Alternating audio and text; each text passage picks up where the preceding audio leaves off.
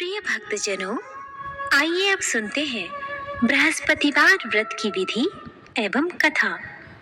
इस दिन बृहस्पतेश्वर महादेव जी की पूजा होती है। दिन में एक समय ही भोजन करें, पीले वस्त्र धारण करें, पीले पुष्पों को धारण करें। भोजन भी चने की दाल का ही होना चाहिए, नमक नहीं खाना चाहिए। पीले रंग का फूल, चने की दाल, पीले कपड़े तथा पीले चंदन से पूजा करनी चाहिए। पूजन के पश्चात कथा सुननी चाहिए। इस व्रत के करने से बृहस्पति जी अति प्रसन्न होते हैं तथा धन और विद्या का लाभ होता है। स्त्रियों के लिए ये व्रत अति आवश्यक है। इस व्रत में केले का पूजन होता है। कथा।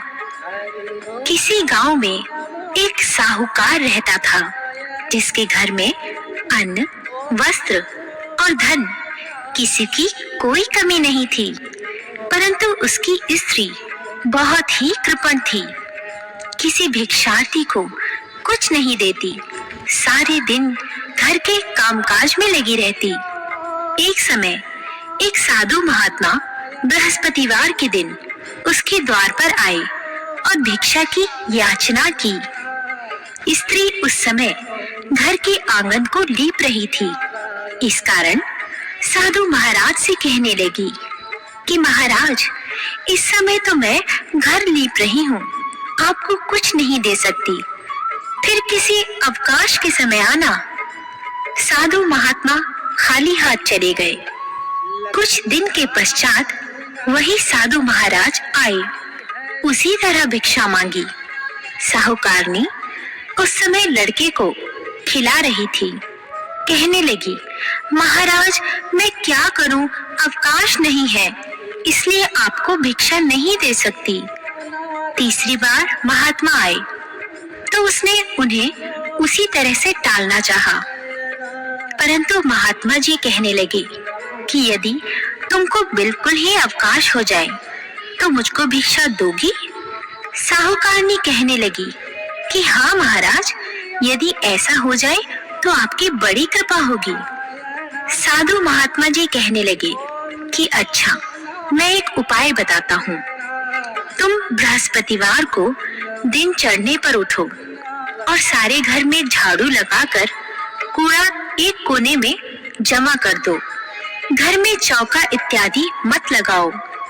फिर स्नान आदि करके घर वालों से कहो उस दिन सब हजामत अवश्य बनवाए।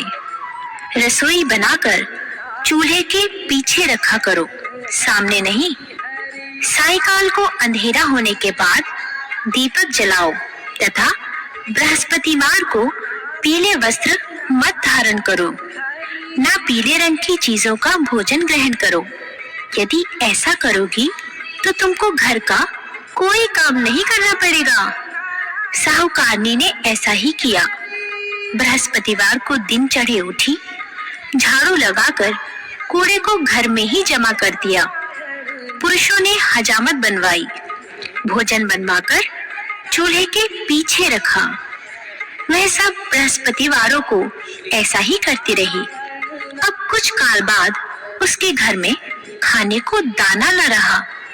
थोड़े दिनों में महात्मा फिर आए और भिक्षा मांगी, परंतु सेठानी ने कहा, महाराज मेरे घर में खाने को अन्न नहीं है, आपको क्या दे सकती हूँ? तब महात्मा ने कहा कि जब तुम्हारे घर में सब कुछ था तब भी तुम कुछ नहीं देती थी, अब पूरा पूरा अवकाश है तब भी कुछ नहीं दे रही हो। तुम क्या चाहती हो वह कहो। तब सेठानी ने हाथ जोड़कर प्रार्थना की, महाराज अब कोई ऐसा उपाय बताओ कि मेरे पहले जैसा धन धान्य हो जाए। अब मैं प्रतिज्ञा करती हूँ कि आप जैसा कहेंगे वैसा ही करूँगी। तब महात्मा जी ने कहा, बृहस्पतिवार को प्रातःकाल उठकर स्नान आदि से निवृत्त होकर घर को गौ के गोबर से लीपो तथा घर के पुरुष हजामत ना बनवाए। भूखों को अन्न जल देती रहो ठीक सायंकाल दीपक जलाओ। यदि ऐसा करोगी तो तुम्हारी सब मनोकामनाएं भगवान बृहस्पति जी की कृपा से पूर्ण होंगी। सेठानी ने ऐसा ही किया और उसके घर में धन धान्य वैसा ही हो गया जैसा कि पहले था। इस प्रकार भगवान बृहस्पति जी की कृपा से अनेक प्रकार के सुख भोग कर दीर्घकाल तक जीवित रही।